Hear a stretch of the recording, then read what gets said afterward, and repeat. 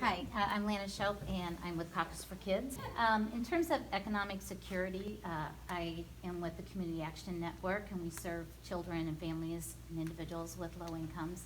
And what would you do as president to ensure that those parents have what they need for meeting the basic needs of their kids and being able to save for the future? Okay, very good. Well, first thing I do is increase the federal minimum wage, which, by the way, has not been increased. Are you ready for this? It's at $7.25, and it has not been increased since I first got to the Senate, like something nearly a decade ago. All right? Iowa is $7.25 as Yeah, well. exactly.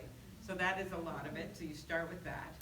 Then you look at these things we talked about, just making it easier to afford things. And this isn't only low-income families. It is middle-class families. It is just getting harder and harder to afford things. And that is buying a house. So you look at housing or renting an apartment. That is making it easier for people to afford pharmaceuticals and drugs. 4 of those top 10 drugs have gone up like multiple times ever since just the last 10 years. It's an amazing thing.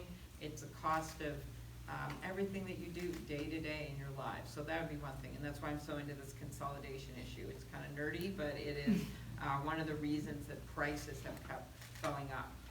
I would also make sure we have strong public schools. As you know, my mom taught 2nd grade until she was 70, and my daughter went to public schools. I went to public schools. My husband went to Catholic school. But that making sure that all kids have a good education, really key to me.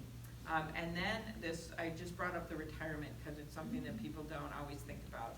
But 49 million Americans don't have any retirement except for Social Security. All right, 49 million. And part of this is the young people today are working jobs where they don't have pensions. That's right. They don't have even 401ks. So Chris Coons and I just put a bill in. He's out of the Senator in Delaware. That is really kind of revolutionary in how it looks at this. And it says, for employers that don't have 401ks, start putting 50 cents an hour into an account. We call them up savings accounts. And you start with, you might be part-time, but when you all add it up, if you work your whole life, it's $600,000 in retirement. The difference with a 401k is, number one, if you're working part-time, it still counts. Number 2, you can bring it with you to other jobs, even if you're in this gig economy. A lot of kids are working different jobs. You can bring it with you.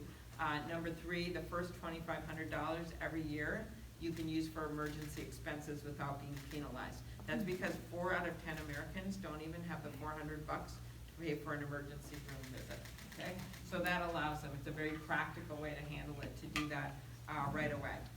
So that's a really interesting thing. It's paid for. It helps employers pay for it, small ones up to 30 employees, which will matter for Iowa, by taking some of the portions of that tax bill that are most regressive and putting it into something like this. And so too many people just don't have any retirement at all, and it's getting in that.